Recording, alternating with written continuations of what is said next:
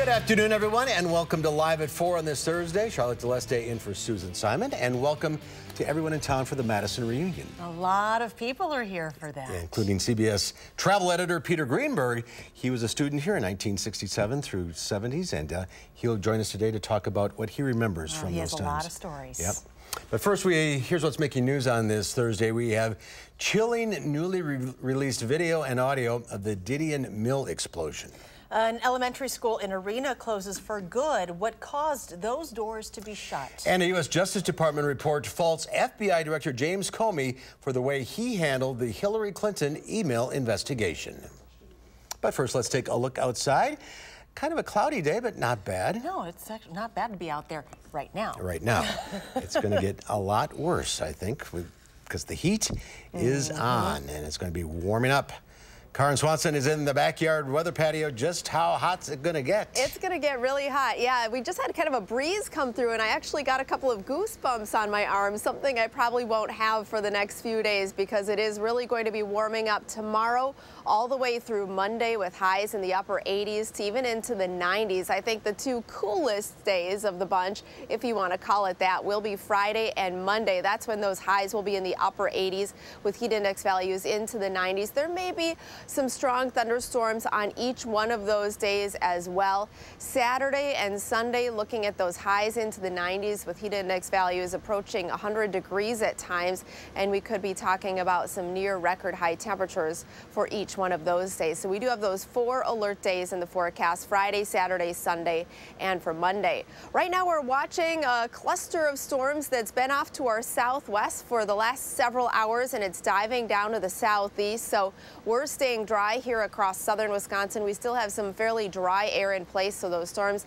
had a tough time making their way to the east, but we have had some blow-off clouds from some of those showers and thunderstorms here across southern Wisconsin.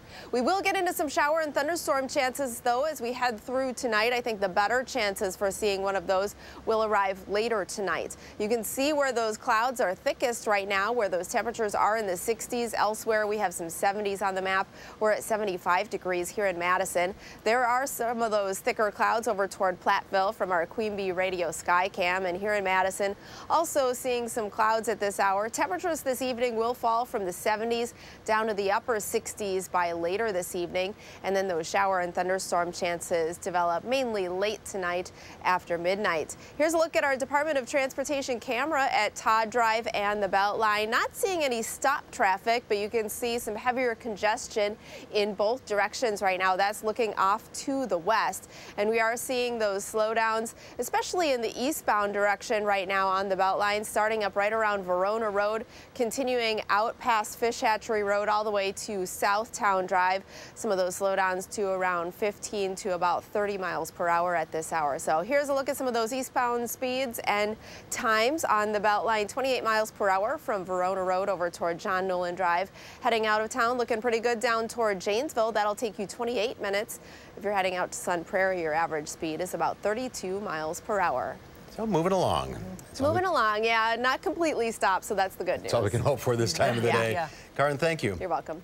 It's been more than a year since an explosion at Didion Milling in Cambria killed 5 people. A report just out in the last 24 hours reveals new video and audio showing the horrifying blast. Eric Franke takes us through the dash cam video. He joins us in the newsroom with more. Eric. And we want to warn our viewers, Mark and Charlotte, some of these 911 calls represent some pretty terrifying moments after officials say corn dust exploded at the Columbia County facility. 5 people killed, 14 injured, and some very brave moments are illustrated here by first responders, and a federal report called their response textbook. I need help right now. The whole entire thing exploded. Oh, it's bad. The whole entire plant's down. Who's burned? My friend? Okay, do you think they're alive still? I've got callers on scene reporting multiple people that have been burnt by the explosion. Visibly right now, I see 5 walking wounded. The building has exploded and there's visible flames. The whole village is dark. My friend's trapped. I need help. Where is he trapped? In the train. We're in the train where he's crushed. I need help. What is your phone number? Obviously, some very frightening moments there. The building was still in flames when first responders got to the scene, with many people trapped beneath the debris. The company in the process of appealing a fine of $1.8 million in the wake of that explosion. The plant is being rebuilt with plans to reopen in 2019. Mark and Charlotte. Hard to listen to some of that. Yeah, it sure is. Eric, thank you. You're welcome. A number of students in the River Valley School District will switch schools in the fall after an elementary school closed its doors for good this month. Arena Elementary School is the second school in the district to close after Lone Rock in 2017. That village has had an elementary school there since the 1800s. The district cites smaller classes and an aging population in the area as two of the reasons for the school's closing. Traditionally, our buildings were 1 or 2 classrooms per grade. Now we're serving 3 and 4 classrooms per grade. So some parents are concerned about just the size of the grades, not necessarily our class sizes, which are still pretty low. River Valley tries to keep busing routes under an hour, but 1st through 4th graders will now go to the school in Spring Green, 8.9 miles away. The Department of Justice has released a long-awaited Inspector General report looking into how the FBI handled its investigation of Hillary Clinton's emails. Nikki Batiste is on Capitol Hill with the story. The Department of Justice Inspector General says James Comey damaged the FBI's reputation when he went public with his recommendation in the Hillary Clinton email investigation. We are expressing to Justice our view that no charges are appropriate in this case. President Trump ultimately fired the FBI director and has been critical of the agency. The president was briefed on the IG report earlier today, and it reaffirmed the president's suspicions about Comey's conduct. The watchdog report also says Comey was wrong to announce he was reopening the investigation when more emails were discovered just days before the 2016 election. The 18-month review found Comey's decisions were not politically motivated. Comey tweeted the report's conclusions are reasonable, even though he disagrees with some of them. Republicans on Capitol Hill may have new ammunition in a push for a new investigation into possible DOJ and FBI misconduct during the 2016 presidential election. The report includes text messages between FBI agent Peter Strzok, who worked on the Clinton investigation, and DOJ lawyer Lisa Page. Page texted, "Trump's not ever going to become president, right? Right?" Strzok replied, "No, he's not. We'll stop it." Conservative Congressman Mark Meadows tweeted, "The texts were hidden from congressional investigators. We never had it. Absolutely unreal." These text messages don't look good. Nick Schwellenbach is with the Project on Government Oversight. Creating even the appearance of impropriety is a problem for the FBI and the DOJ. Strzok was also an early member of Robert Mueller's team, but was removed when the texts were first revealed. Nikki Batiste, CBS News, Capitol Hill. Secretary of State Mike Pompeo had a busy day overseas, meeting with leaders of South Korea, Japan, and China. On his first visit to China as Secretary of State, Pompeo promised that the United States will not settle for anything less than the complete removal of North Korea's nuclear arsenal. Pompeo also addressed President Trump's tweet after the summit, in which he said there is no longer a nuclear threat from North Korea. When he talked about the reduction in threat that followed from that, it was with eyes wide open. North Korean state media showed footage for the first time Thursday of Kim Jong-un's Singapore visit. The video, set to dramatic music, shows Kim smiling with President Trump. Strikingly different images for North Koreans who have been taught from childhood to hate America. Democrats and Republicans are setting their political differences aside and coming together for a good cause this evening. It's the annual Congressional Baseball Game for charity. It also marks the return for House Majority Whip Steve Scalise, who was shot during a practice 1 year ago today. Scalise was fighting for his life after a gunman opened fire on Republican lawmakers during practice, critically injuring the Louisiana congressman. He's undergone nearly a dozen surgeries to repair the damage. The lowest point was the first time I saw my kids. You know, it was tough for them to absorb something like this, you know, to know that your dad was shot, somebody tried to kill me. Doctors were not sure Scalise would walk again. Tonight, he will play second base. The game starts around 7 p.m. Eastern Time. The friendly competition dates all the way back to 1909. Well, still to come at 4, in the world of video games, few rival Fortnite. Isn't that the truth? We will travel to the video game convention in L.A. to check out companies trying trying to dethrone Fortnite. That's when Live at 4 continues.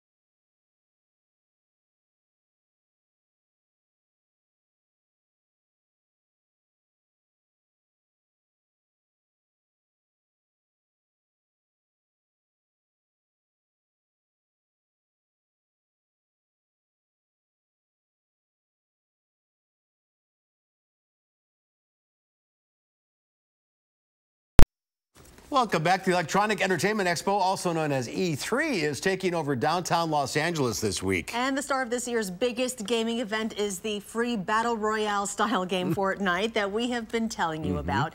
Players quickly get addicted to the Hunger Games style format that drops 100 players on an island who battle each other until one is left standing. After a year on the market, Fortnite has 125 million players around the globe. Trying not to be left in Fortnite's shadow, rival companies are creating their own versions. Activision and Electronic Arts, their two big games they announced this week, Battlefield and Call of Duty, have both got Battle Royale modes, which is really the type of game that Fortnite is. Gaming is a $40 billion industry that's bigger than the movie industry in North America and the music or sports industry in terms of revenue. It's hard to believe. All right, stocks were mixed on Wall Street. The Dow Industrials lost 25 points, ending the day at 25,175. The NASDAQ Composite Index, however, was up 66 for a record close. The S&P 500 gained 6. Well, it's almost the weekend in the 608. And here with a look at what's going on in the areas, WISC contributor Emmy Fink. Welcome to the show. Thank you. Now, it's so good to start off the weekend early, isn't it? It is. Nothing wrong with that. No. And any reason is a good reason to celebrate Madison. Well, we do it every weekend. We celebrate Madison just by being out and about. But this weekend is really big because it's the Madison reunion. It takes place tonight through Saturday. It's being called a party with a purpose. That's okay with me. It marks 50 years since the 1960s redefined the city, and you can check out some films from that era, including the documentary about the 1960s Madison, The War at Home. All those screenings will take place at Vilas Hall right on campus. There'll also be some live music every night at Memorial Union Terrace. Saturday night is a 60s sing-along with dueling pianos. How fun that'll does be that fun. sound? I might not know a lot of them, but it still sounds really fun. And a lot of the events are sold out for the reunion, but all the music on the terrace is free and open to the public. Exactly. Everything I mentioned is free and open to the public. And You there's got it. more music options as well. Oh, it's just a rundown of music. So we're going to keep with the 60s theme here. The first of 5 Monona Terrace concerts on the rooftop. Beautiful place. That takes place tonight with Brit Beat. They're actually a Beatles tribute band. That takes place from 7 to 9 tonight. And then also launching its summer series is live on King Street. That starts tomorrow night with the alt-rock band Cracker. They're going to promote their 10th studio album, Berkeley to Bakersfield. Again, that starts 7 o'clock on Friday. Summer in the city. We just hope for good weather because all these now summer concerts are Yeah. taking over, and you know, you don't want to stand out in the rain or the 100-degree heat. You got it. Up next, calling all Harry Potter fans. This is exciting. This is exciting. I just never jumped on the Harry Potter bandwagon. I don't know if you guys did. It's never too late. All right, well, maybe this weekend then, because the Madison Symphony Orchestra performs John Williams' score to Harry Potter and the Chamber of Secrets. And the film will be shown at Overture Hall Saturday night and then again Sunday afternoon. You can experience the second book in the series like you have never seen it before. Again, Saturday at 8, Sunday at 1. I mean, really, that's going to be a showing you just can't get in your living room. No, not that big of a screen anywhere. No. There is a theme to all of this. Oh, do you want more music? Is Yeah, that I what guess you're that's- I saying? guess that's the Does that theme. mean you're going to sing for me? Nope. Well, this next one is really big because it's considered Madison Grammy Awards, and you can find out who was voted Best of Madison Musicians of 2018 at Sunday night's 15th annual MAMAs, the Madison Area Music Association Awards. John Urban will host that great event. There's performances all night long. It's really a celebration of the top musical acts in the city, and then a couple more mentions, and that takes place at Capitol Theater at Overture. On Sunday. You got it. Sunday night, Sunday fun day. And then a couple more mentions. The Doobie Brothers take the stage at Breeze Stevens Field. You're a fan of the Doobie Brothers. I grew up in that era. Go ahead, sing. Nope, Taking it I to the don't. streets. Taking it to the streets. No, I'm not going to. If I knew how it went, it was past my... It's great music. You should go listen to it. All right. Call it up on the Spotify or whatever you use. Spotify. On the Spotify, no I less. still use Pandora, and I still listen to the ads because I don't want to pay the $3.99. Isn't that sad? And then America's Players Theater out in Spring Green, they opened their 2018 season as well with the play As You Like It, and that is going on Thursday through Sunday. All right. It's summer in the city, that's for sure. The only non-musical event. So if music isn't your thing, head to Spring Green. All right. Thanks, Emmy. Have Thanks, a great you guys. weekend. Bye. Get this month's Madison Magazine for all the best in the Madison area. And still to come at 4, what's that smell on Madison's east side? The corpse flower is in full bloom at Old Brick Gardens. We'll sniff out the details coming up after Karin's forecast.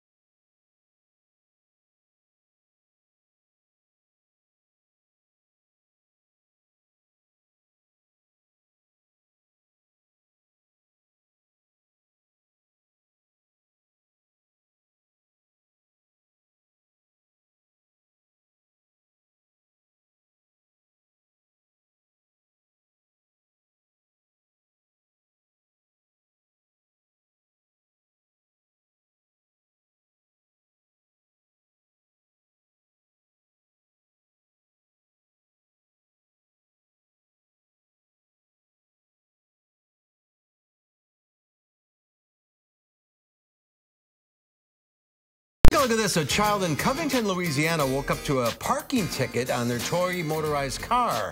But this ticket brought a smile. A Covington officer on patrol that night discovered the toy vehicle correctly parallel parked on the side of the road next to the big guy's vehicle. I think we have a shot of that coming up here. The officer typed up the note and see, there's a little parked right the way it should be. The officer typed up a note, loaded the vehicle with goodies. The note said, "You did a great job parking, and we appreciate it. Keep up the good work." That's fantastic. That is great. It was kind of messy there, but now I get it. You get it. Okay. It's treats. It is Thursday, June 14th. It is International Bath Day. When's the last time you took a bath? Too long ago. I don't even know. Sounds nice. A lot of houses don't even have bathtubs anymore. Yeah. Oh, we have it. Yeah, I do too. Everybody fights for it, but grab your Epsom salts and go. Sounds good to me. It's also pop goes the weasel day. I wasn't prepared for that. I almost lost my microphone. Some other parts. Crank All right, after that, hopefully I didn't flash anyone. Ooh. It's National Bourbon Day. We all need a drink after that. Bourbon originated in North America when a whiskey maker reversed his decision to water down the recipe. Its name is said to have come from either Bourbon County, Kentucky, or Bourbon Street in New Orleans. So on this Flag Day, be sure to raise a glass to Old Glory and an all-American drink, bourbon. You might need one of those after my popping. Need something. Around for everybody. So how does that go? All around the mulberry bush, the monkey chased the weasel. The monkey pulls up his socks. No. Pop, pop goes the weasel. I won't jump again. I might lose some parts. We don't need to lose in any parts. I'll let you jump next time. You'll need all you have for And you this may weekend. not want to do too much jumping this weekend. It looks like it's going to be a hot weekend. We've got the heat and humidity ahead. We'll have that forecast next.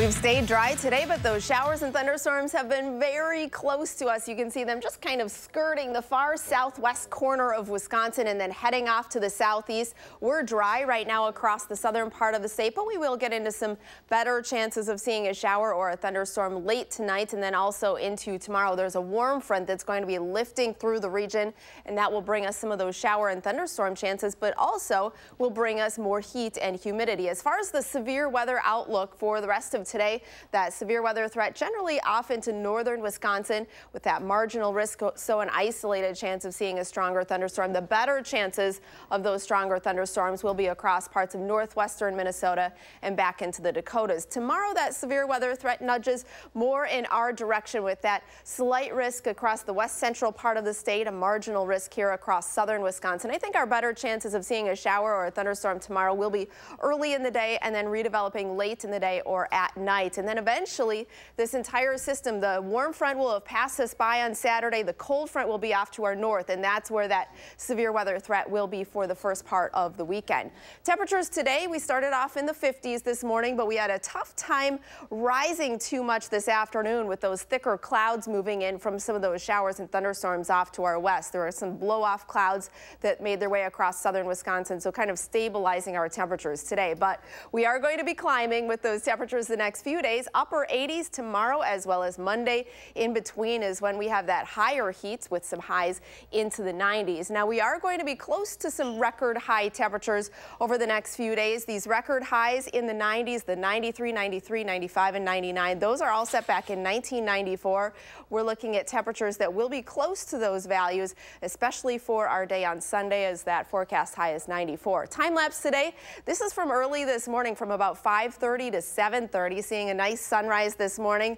Some passing clouds. We did see that sunshine this morning, and then eventually those clouds did thicken up today with some of those storms moving just off to our southwest. Temperatures today 75 and 56. Normals today are 78 and 56. Right now it's 75, and winds are out of the south at 9 miles per hour. It's a bit cooler off into southwest Wisconsin, where those temperatures are in the 60s due to some of those thicker clouds. Off to the northeast, where those clouds are thinner, is where those temperatures are warmer. Everyone's seeing higher dew points than yesterday, but overall still some fairly dry conditions, so that's been allowing those thunderstorms to not have the best chance of developing so far today. That heat is off to our southwest. That's going to be making its way in our direction, not quite to the hundreds, but we'll be looking at heat index values close to 100.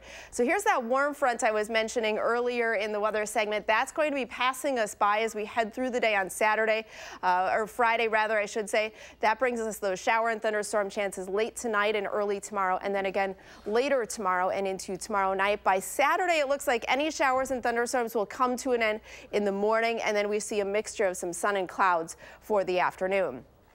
Tonight, 63 degrees, mostly cloudy skies. We have that thunderstorm chance late tonight. Tomorrow, the better chances are early, and again, late in the day. It will be more humid tomorrow. That high tops out at 87 degrees. Here are those showers and thunderstorms to our south, passing us by to the south this afternoon and evening. We get into some additional shower and thunderstorm chances late tonight and early tomorrow. Here's 6 a.m. tomorrow. Those move through, and some additional ones pop up for the later afternoon, and then also into the evening as well. As far as your Saturday, I think the better chances will be during the morning. Eventually, that entire storm system is farther to our north on Saturday, so getting into some sunshine for the afternoon. As far as precipitation potential through about Saturday morning, so through midday Saturday, some areas could check in with up to about an inch or so of rain with some of those rounds of thunderstorms that make their way through the southern part of the state. There are those alert days that we have in the forecast for the next 4 days because of that heat and humidity.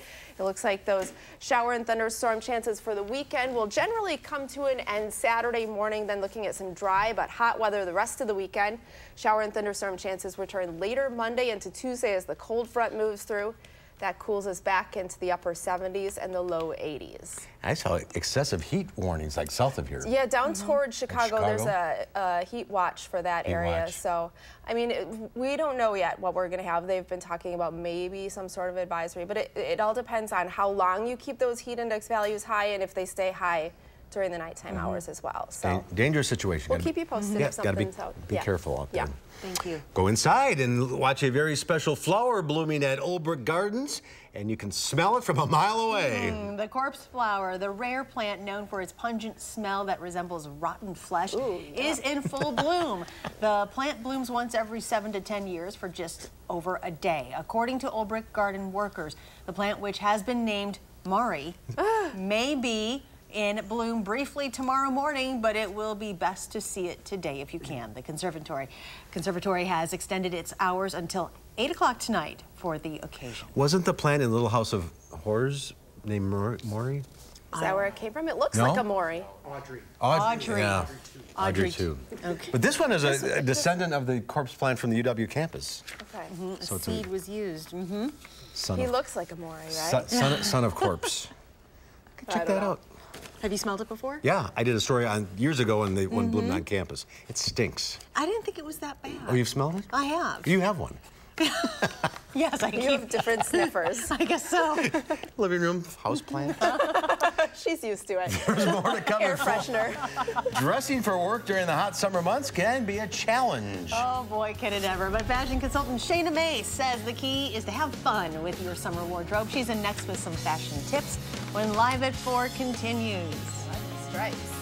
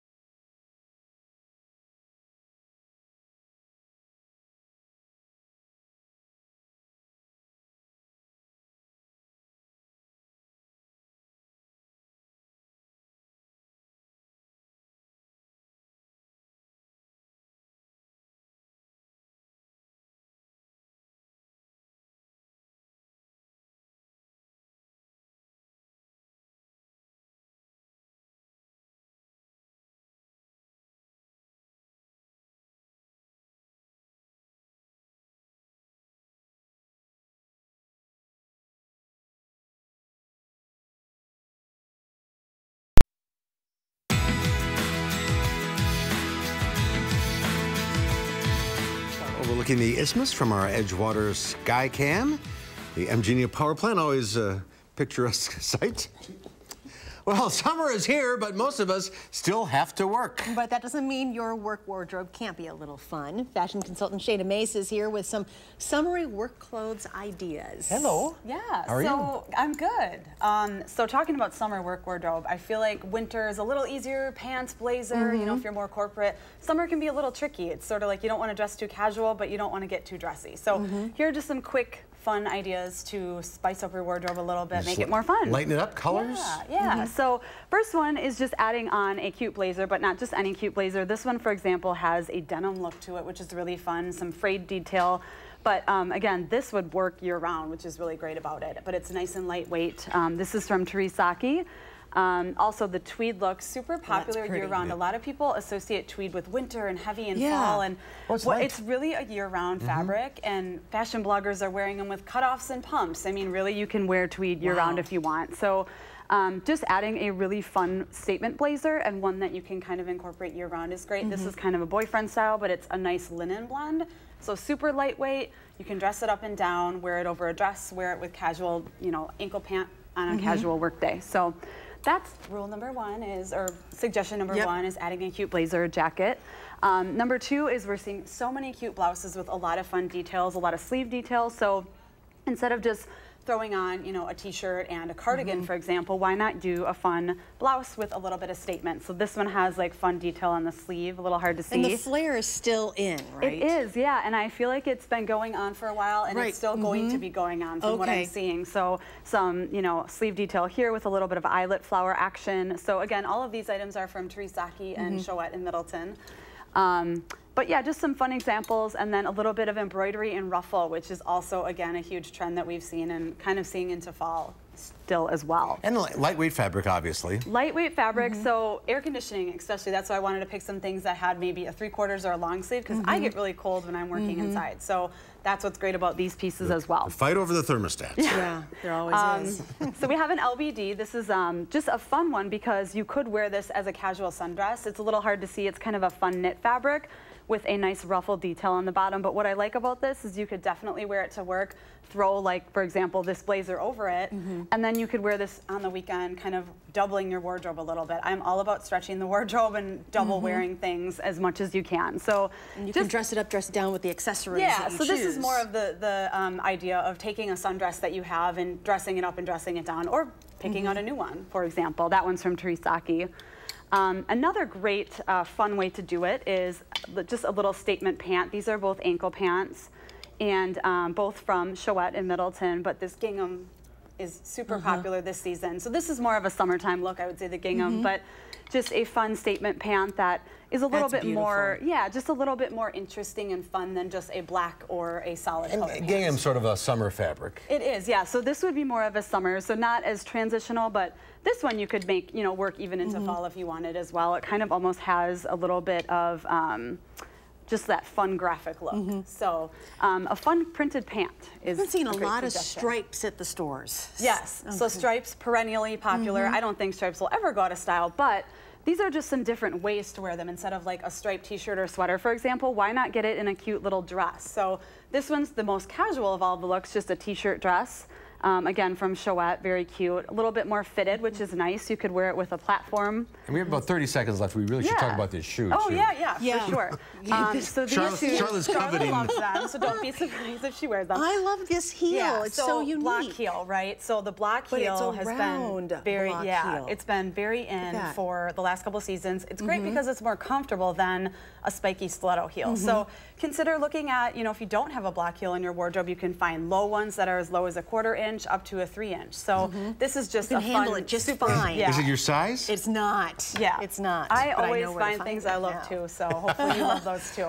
Great ideas. And stay cool, especially this weekend. Yes, I heard. I heard that. Thanks, Shayna. Thank you. Still to come, it is a weekend to remember in Madison. UW students from the 60s and early 70s are gathering for a 50th year commemoration. Among them, CBS's travel editor Peter Greenberg. He joins us to look back when Live at 4 continues.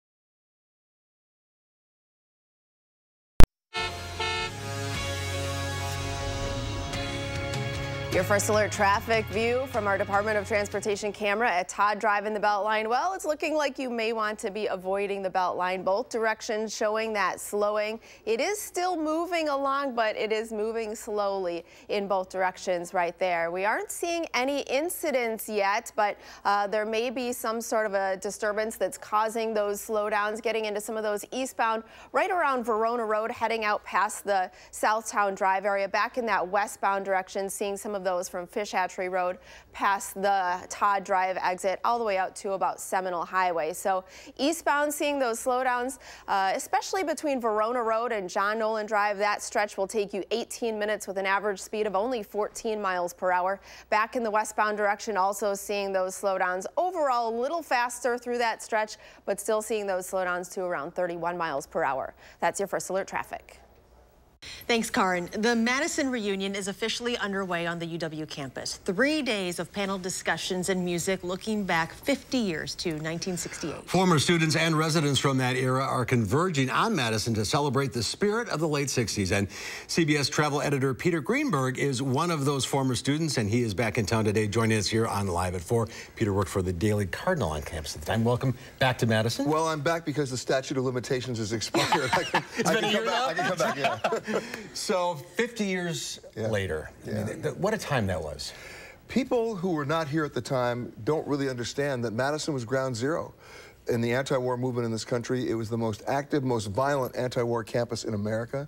It was the focus of the mainstream media. So this reunion has special meaning for us because we're going back to all the guys and all the women who were either in journalism, who were in music, who were in entertainment, and where they've come from there and all coming back. So, you know, my classmates are guys like, you know, Boz Scaggs and Ben Sidran, and then, of course, all the journalists. A lot of the guys from 60 Minutes are coming back. A lot of the guys from the Wall Street Journal, from network television, from CBS. Jeff Greenfield is here, who was the editor 2 editors before me. And it's just an amazing opportunity for people to reconnect. And what's really amazing about this reunion is how many people have come back. And there's a good reason for it. It's Madison. I mean, once you're here, you got to come back.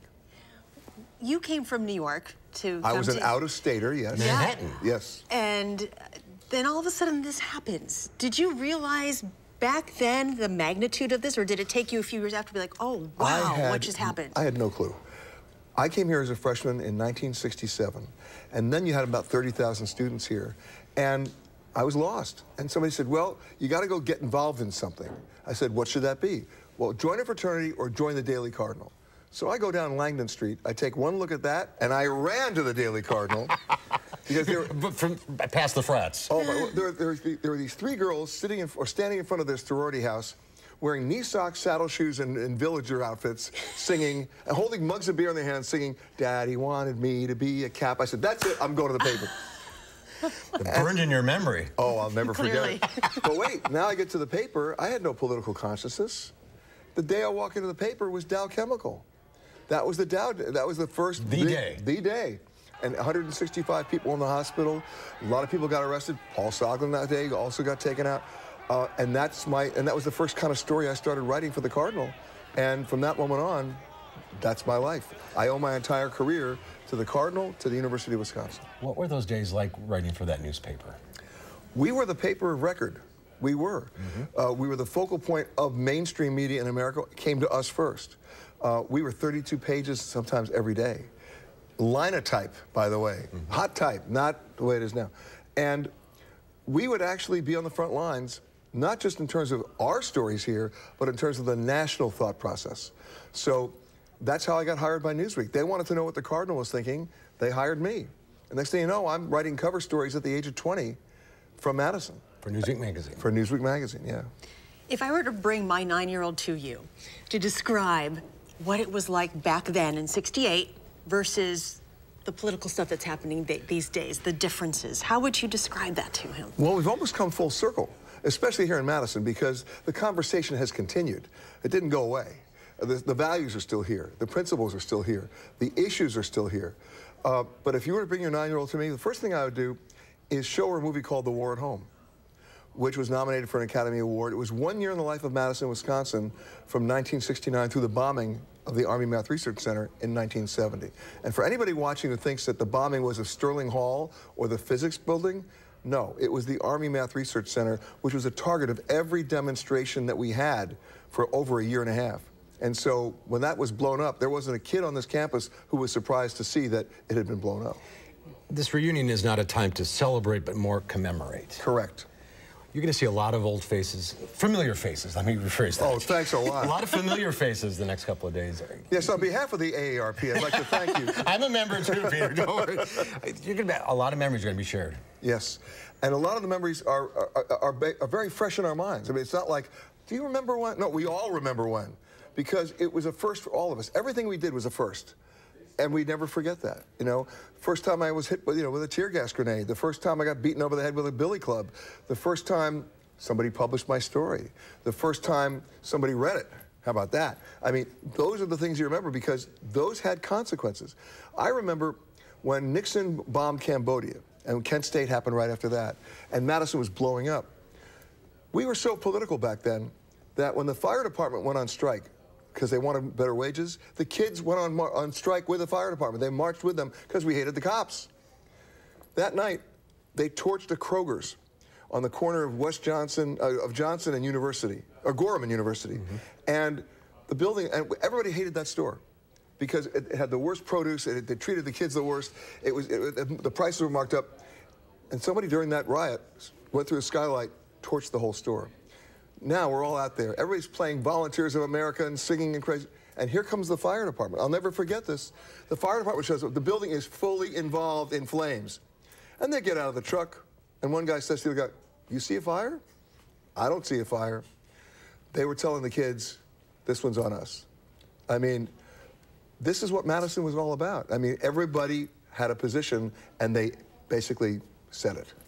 Well, enjoy the next couple of days. It's going to be a memorable time for a lot of people. It will, and one more old remark from you. And, welcome back, old friend. We'll see you soon, Peter. You got it. Well, a final check your forecast coming up.